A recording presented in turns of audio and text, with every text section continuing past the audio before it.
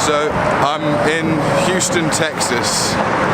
Things have been a little bit crazy after New Orleans, and they're going to get even more crazier.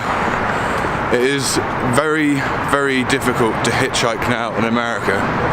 More and more people I'm speaking to on forums and things, and just chatting to in general, are in agreement that it's just something that doesn't get done these days. So I've kind of got a plan, but it changes up the whole challenge. But I'll explain more about that in a bit. Now though, I need a coffee.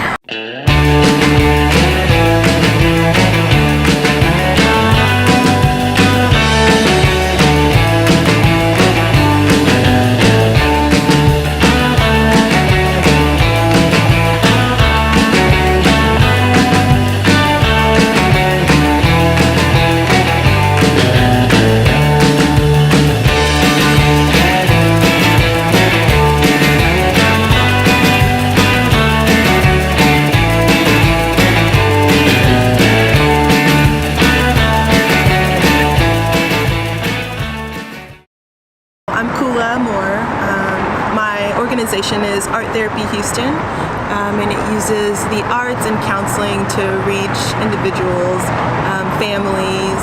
I work with primarily adults, but there are other staff at Art Therapy Houston who work with children. We go into a couple of hospitals in Houston and an eating disorder center in Houston. And our goal is really to bring art as a way of healing to people who are struggling with mental illness. What led you to bringing in art into helping people? Yeah, so for me, I found out about art therapy as a profession a lot later in my education and my schooling. I was at the end of college, at university, and I heard someone talking about art therapy, and I had studied art, and I'd also taken psychology courses, and I was fascinated by both. What drew me to it is that it seemed like a natural fit because art was what I used to express myself and to sort things out. Do you think, or do you find individuals are being a little bit more open by expressing creativity? It allows them to talk and express themselves a little bit more in a truer fashion compared to people perhaps being closed off and talking in a one-on-one environment? Yeah, I think, first of all, I think it takes a lot of courage to speak to what's happening internally to anyone, in any shape or form. Even the best counselors, it can be hard to open up to people.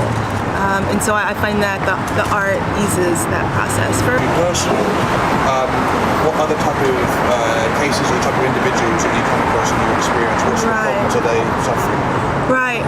So primarily I work with emerging adults. Those are the 18 to 30-year-old range. And the primary struggles are depression and anxiety.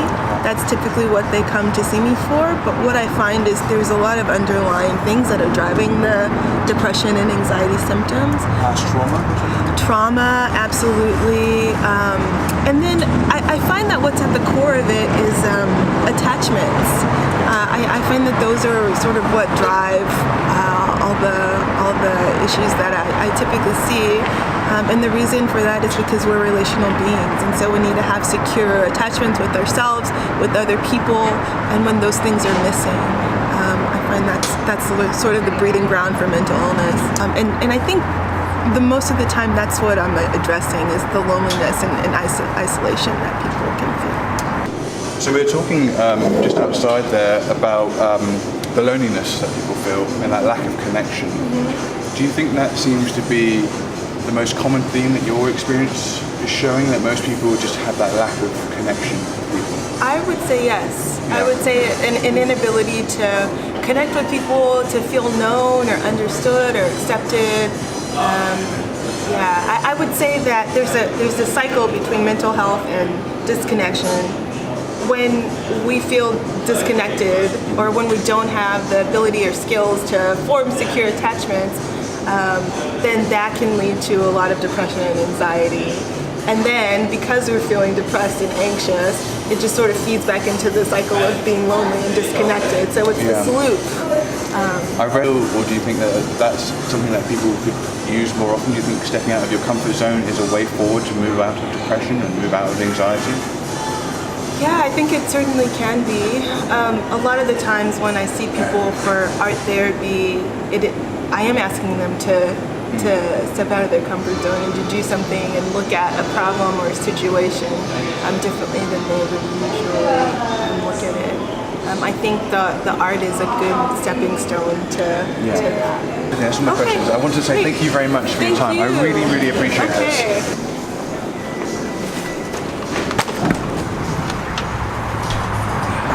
Just finished conducting an interview with Kula Moore there. Lovely woman, very, very kind of her to give up her time today on Christmas Eve to come and have a brief chat with me. On my way down to Starbucks though, this area is a bit mixed for people and things, and there's a few people I'm going to see if I can try and help out and maybe give them a spot of lunch. Thanks to the people that give me the Starbucks, I've got a whole array of sandwiches, so I'll see if I can go and help some people. In a couple of hours I'm heading to Austin, Texas, where I'm going to meet Jared, who's very kindly offered to put me up for the evening. Just means I've got to get to Austin to do so. And then, yeah, from then on, things get interesting. I don't know how I'm going to be getting out of Austin, Texas. I might have to fly, of all things. Being Christmas time, the buses, the trains only run at certain times, and they're very, very expensive. This leads to problems of getting further across the states. Texas is massive. It is absolutely ginormous, Texas. Completely underestimated the size of Texas, so we'll see what happens there.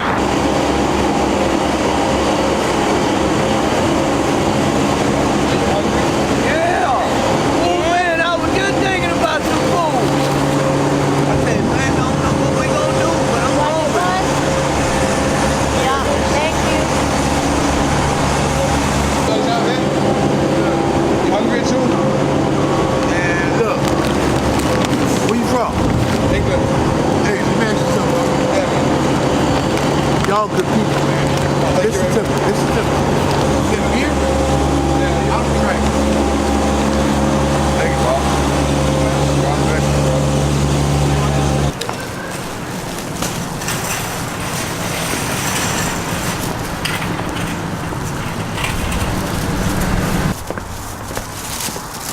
I'm trying to make it. There's some food there. I'm broke, young man. I'm trying, you know. And tomorrow's Christmas. Wow. There you go, Thank you, young man. Enjoy the food. God bless. That was just a few sandwiches and stuff like that. I will look to do more for others. I can't work in a soup kitchen or anything like that because there's all sorts of restrictions and policies in place, and you can't just turn up in the day.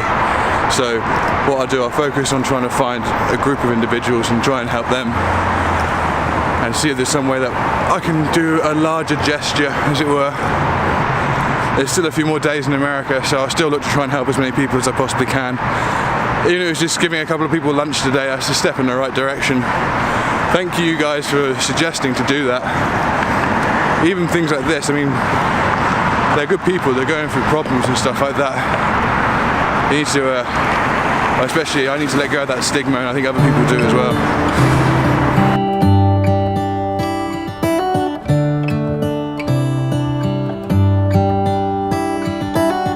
How come the stars come to shine when it's dark from so far away and show us where we are? What makes the sun go to sleep every night, and what's it dreaming of? I wonder.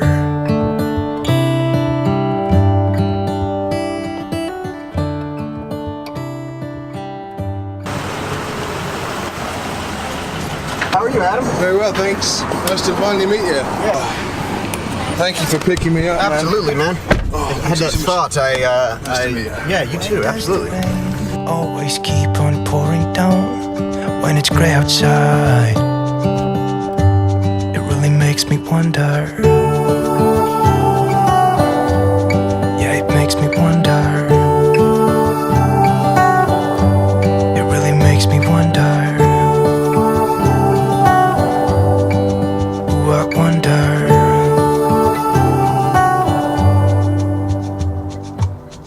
How come the trees gets undressed when it's cold? And don't they miss the leaves they left behind? Could it be to make the ground shine like gold until winter comes? Until winter comes.